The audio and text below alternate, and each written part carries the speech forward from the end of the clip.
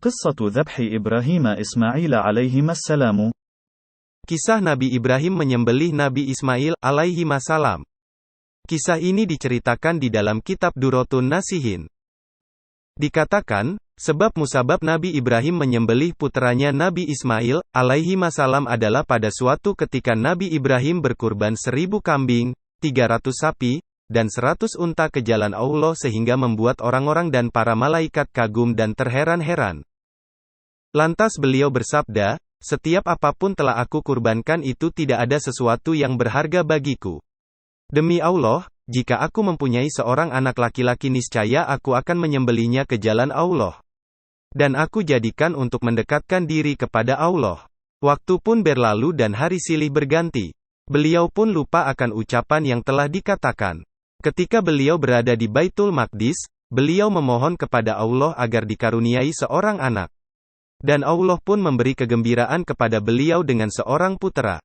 Beliau dikaruniai seorang putera yang tampan dan soleh bernama Ismail dari istri beliau Hajar. Allah berfirman, maka tatkala anak itu, Ismail, sampai pada umur dia bisa berjalan, berusaha bersama ayahnya, Ibrahim. Maksudnya ketika anak itu sanggup untuk berjalan, berusaha, yaitu saat dia berumur 7 tahun maka dikatakan kepada Nabi Ibrahim dalam tidurnya, tepatilah nazarmu. Ibnu Abbas radhiyallahu anhuma berkata, ketika malam Tarwiyah, tanggal 8 Zulhijjah, Nabi Ibrahim tidur dan bermimpi. Dalam mimpi tersebut, seseorang berkata kepada beliau, wahai Ibrahim, tepatilah nazarmu. Setelah terbangun pada pagi hari, beliau berpikir dan mengangan-angan, dan berkata pada dirinya, apakah mimpi itu dari Allah ataukah dari setan? Oleh karenanya hari itu dinamakan hari Tarwiyah.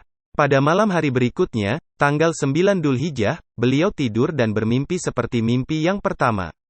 Setelah terbangun pada keesokan hari, beliau mengetahui bahwa mimpi tersebut berasal dari Allah. Oleh karenanya hari itu dinamakan hari Arafah, dan tempat tersebut dinamakan Arafah. Pada malam hari berikutnya, tanggal 10 Dzulhijjah, beliau pun bermimpi dengan mimpi yang sama seperti sebelumnya. Setelah terbangun pada keesokan hari, beliau menyadari bahwa mimpi tersebut adalah perintah untuk menyembelih putra beliau. Oleh karenanya hari itu dinamakan hari Nahar, hari penyembelihan.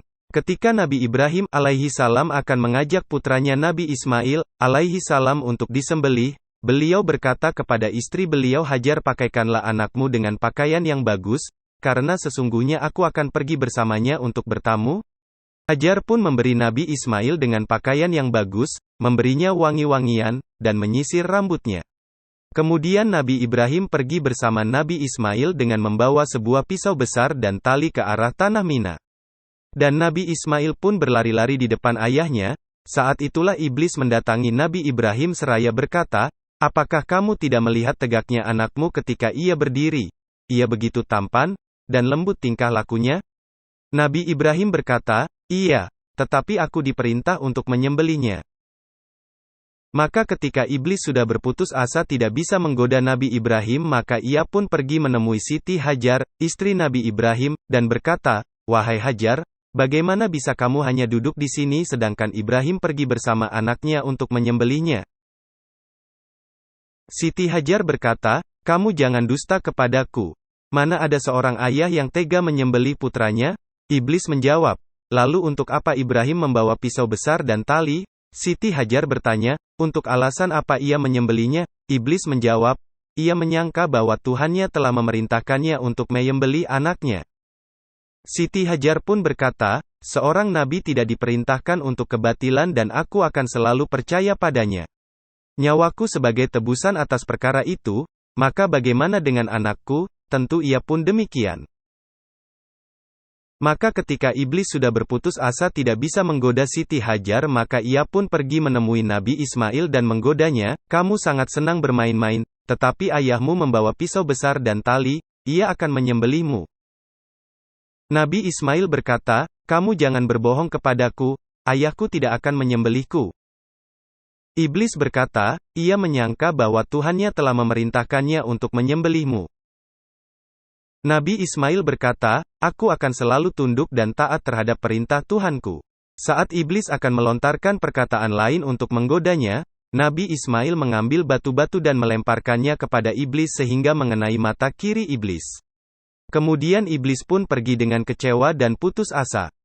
Nah, pada tempat tersebut Allah mewajibkan atas kita melempar jumrah dengan niat melempar setan dan mengikuti apa yang telah dilakukan Nabi Ismail. Setelah Nabi Ibrahim alaihi salam sampai di tanah Mina, beliau berkata kepada putranya, "Wahai anakku, sesungguhnya aku melihat dalam mimpi bahwa aku menyembelihmu, maka pikirkanlah apa pendapatmu." Nabi Ismail pun menjawab, "Wahai ayahku, lakukan apa yang diperintahkan kepadamu, insya Allah engkau akan menemuiku termasuk orang-orang yang sabar." Allah berfirman, tatkala keduanya telah berserah diri dan Ibrahim membaringkan anaknya atas pelipisnya. Kemudian beliau menyembelih leher putra beliau dengan kuat, akan tetapi atas kehendak Allah pisau tersebut tak mampu memotong leher Nabi Ismail. Nabi Ismail berkata, "Wahai ayahku, kekuatanmu melemah karena cinta kepadaku sehingga engkau tidak kuasa untuk menyembelihku." Kemudian Nabi Ibrahim menebaskan pisau besarnya pada batu dan batu tersebut terbelah menjadi dua. Nabi Ibrahim berkata terheran-heran, pisau ini bisa memotong batu tetapi tidak bisa memotong daging. Namun atas kuasa Allah, pisau tersebut berkata, "Wahai Ibrahim, kamu mengatakan potonglah, tetapi Tuhan semesta alam berkata jangan potong. Maka bagaimana aku melaksanakan perintahmu yang berlawanan dengan perintah Tuhanmu?" Kemudian Allah berfirman, "Dan kami panggil dia, wahai Ibrahim. Sesungguhnya kamu telah membenarkan mimpimu itu, sesungguhnya demikianlah kami memberi balasan kepada orang-orang yang berbuat baik. Sesungguhnya ini benar-benar ujian yang nyata. Dan kami tebus, ganti, anak itu dengan seekor sembelihan yang besar." Malaikat Jibril pun datang dengan membawa seekor domba yang besar. Domba tersebut merupakan domba kurban Habil putra Nabi Adam yang masih hidup dalam surga. Kemudian domba tersebut dijadikan tebusan atau ganti Nabi Ismail. Malaikat Jibril yang datang dan melihat Nabi Ibrahim berusaha memotong leher putra beliau. Dengan rasa tadim, hormat, dan kagum atas Nabi Ibrahim, malaikat Jibril berkata, "Allahu Akbar, Allahu Akbar, Allahu Akbar." Kemudian Nabi Ibrahim menjawab, "La ilaha illallah, wallahu akbar." Nabi Ismail pun mengikuti, "Allahu Akbar walillahil hamd." Sekian, semoga bermanfaat dan bisa mengambil hikmah yang ada dalam hikayah ini. Amin ya robbal alamin.